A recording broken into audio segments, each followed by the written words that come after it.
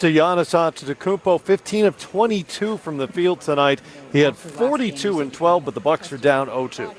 Felt like you could push maybe a little bit more in this game. Did you feel like you could turn up your aggression, or you were still testing things out this game?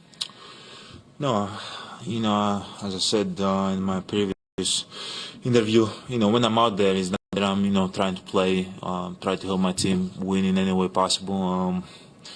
And I was out there both times, and that's what I try to do.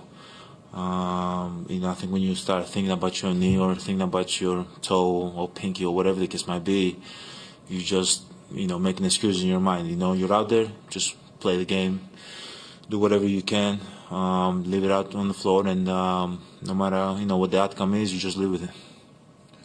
And then it seems to me you guys came out, much more aggressive, really turned it on in that first quarter. What was it that you think you needed to do just to kind of stretch it out maybe to the full 48 as you guys are going back to Milwaukee? We just gotta keep staying aggressive. Going back to Milwaukee, we've been here before. We know what the deal is. Just gotta be aggressive. Keep enjoying, playing together. Keep enjoying playing basketball. And hopefully out of good habits, throughout the year can, take over, and now we can put ourselves in a position to win the game. But we know what the deal is. Second row, go ahead, Eric.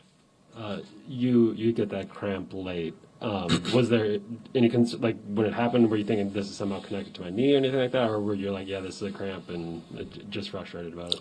Just a cramp. I didn't think it was connected to my knee. It was, just a cramp. Gotta drink more water. For you guys, when you guys go small without Brooke on the floor, you're obviously a huge part of the rebounding and kind of securing those. Late in the game, you guys struggled to finish those possessions. Just kind of what did you see, and does it feel like, as you're trying to get your stamina back, you can be as active as you want to be in those off-ball situations? Yeah, we got to do a better job. We got to do a better job in the 50-50 balls. I think there was one possession that we gave them 3 open threes. Wasn't able to, get the rebound. I think we were like down 6 or something. It was a big shot. We just got to do a better job rebounding the ball. And it's tough. It's tough going small and like switching out. And then I gotta get my butt back and help my team to get the rebounds. But we're gonna hopefully move forward. We're gonna do a better job with that. Second row on the right, Lily. It's been pretty obvious during these playoffs that your leadership role has grown off the court. So that being the case, do you do anything or can you do anything to help or work with Drew Holiday? He had a kind of a tough start with 3 of 12. I don't know if you work with him, you leave him alone. It's more than being supportive. Is there anything that you can do in a leadership position? Just keep talking to him. Keep, tell him to be aggressive. No matter, what's going on. You gotta stay aggressive, and you cannot get in your feelings. It's hard not to. NBA Finals, 20,000 people booing you and all that. It's kind of hard, but at the end of the day, it's not about it's not about me. It's not about him. It's not about Chris. It's not about coach. It's about all of us. And at the end of the day, if there's a game that you're 3 for 12 or whatever the case might be, and you can, rebound the ball or get a steal or, do something else, to help the team win. That's what it's all about right now. And I think he understands that. And I don't worry at all about him. I know he's going to be there. He's going to be there when we need him the most. And I don't worry about him. He's a great basketball player. He's a great basketball player, and he's played great all year, and he's going to continue to play great for this team. It'll be the same question for both of you. Just offensively, what were you seeing individually tonight? You got it right. I think we had a lot of open shots that we didn't make. I know me personally, there's a couple layups there that I usually make that kind of rimmed in and out. Had some good looks, but Giannis had a great game, getting to the basket, penetrating. feel like we did a pretty good job of penetrating, making plays for other people, but just got to do a little bit better. And then, Chris, just for you, offensively, it felt like you had some go in and out. Were you pleased with the looks you were getting, and just kind of what did you see? Yeah, in the first half, I think more than a few just go in and out for me. Shots that I'll take over and over again, just didn't get them in the second half. Second row on the right to Laurie. Drew, when those shots rim out, I mean, they didn't for you against Atlanta when, that got you going. What's your next strategy? To keep going back inside, or do you take it back outside? Do you have a short-term memory and forget about it? How does that affect you? Definitely a short-term memory. Continue to be aggressive. Get to the basket. Sometimes when you miss those, your big is there to clean you up. I know a couple times Tuck was there, Brooke was there. So you always have to apply pressure on the basket. Anyone else? Let's go to Jim here. Go ahead, Jim. Hey, guys, in the back. For either of you, of course, it's the second time you're down 0-2, obviously, to a very good team. You get a couple days now, though, to kind of get back. So do you lean on Brooklyn? Is that totally in the past, totally different? How do you kind of, wrap your head around having to win a game, in Milwaukee? Yeah, it's going to be tough. I mean, they took care of their home court. We got to find a way to do the same. It starts with the first one at home, though. We got to come out, be prepared, be ready for a dogfight. I mean, we have been in this hole before. It's not going to be easy, but we got to find a way to do it. It's bounced to Chris Paul at the podium. We're expecting to talk to him ourselves here in a few minutes, but here he was a moment ago. A couple times. Once Booker hit a three to make it 6-9. Another time they had it at 7. Book hits 2 threes in a row. Why is he built for those type of moments? Big time. He could tell you better than I can, but he didn't train and worked his whole life for these moments. And our team all season long has been, you put the work in, you live with the results. So if Book shoot it, I expect it to go in. I get mad at him when he don't shoot, so big shots. And that one sequence you had to end the first half, 9 or 10 passes, Ayton ends up with an and one. Has your passing rubbed off on these guys, or how do you explain that one? We have a saying with our team. It's called good to great.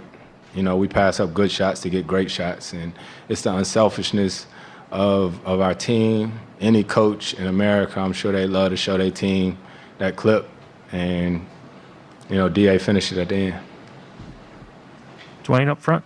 Yeah, Chris, you've talked about how Mikal and how much you're proud of DeAndre, but seeing Mikal do what he did tonight, career high, 27 points in the playoffs. I be on Kale so crazy, you know what I mean? Because Kale is just a winner. He's a winner. When we won the Western Conference Finals, I looked at him and I had a flashback of him being at Villanova.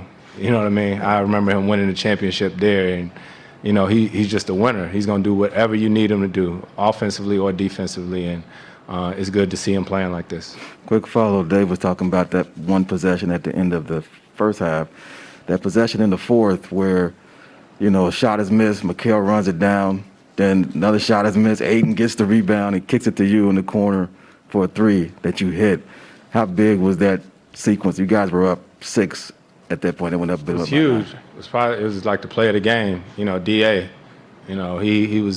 He's so hard on himself. He's so mad at how he played or whatnot. But I tell him if he doesn't get that offensive rebound and find me there in the corner, that was probably the biggest play of the game. So it just shows you how we all have to stay the course.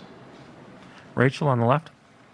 Hey, Chris. Athletes who've been doing it for a long time, toward the end of their careers, like Derek Jeter or Pete Sampras, when they were vets, they said that it was sometimes harder to stay in the moment of those championship series because you knew too much. Like, you knew how hard and how long you had been to get there. And Jeter used to talk about the World Series at the beginning of my career were easy. It was the ones in the last few years that I really had a harder time staying in the moment. Have you experienced that at all? No, I have a pretty good I do a pretty good job of staying in the moment.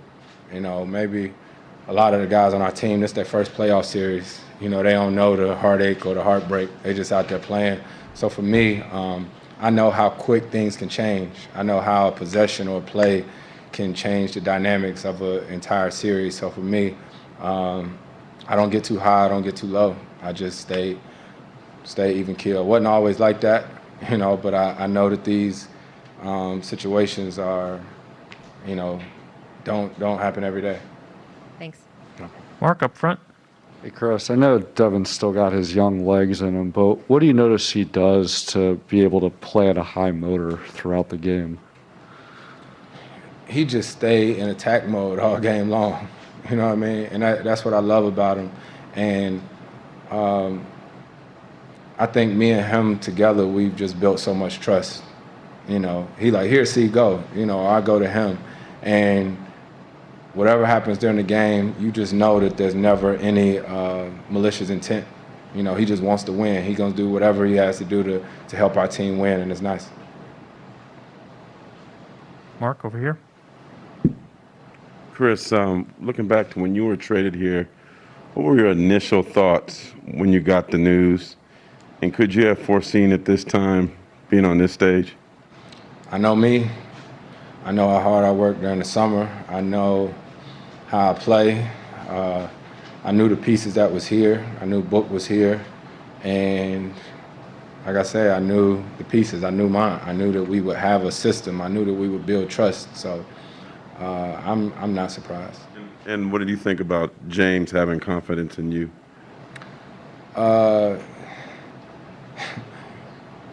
JJ is our GM, but he is like my counterpart. He's like my brother. You know what I mean? So like, we done been through so many different things with the CBA negotiations. So it was easy to talk to him about me wanting to be here. And it's nice when you have a relationship like that, because you can be honest, no matter what, good or bad. You're gonna shoot it to each other straight, and that's how it's always been. Palmer on Zoom. I'm going to go to Mark Schwartz with ESPN. Chris, Devin always says that he doesn't run from moments like these.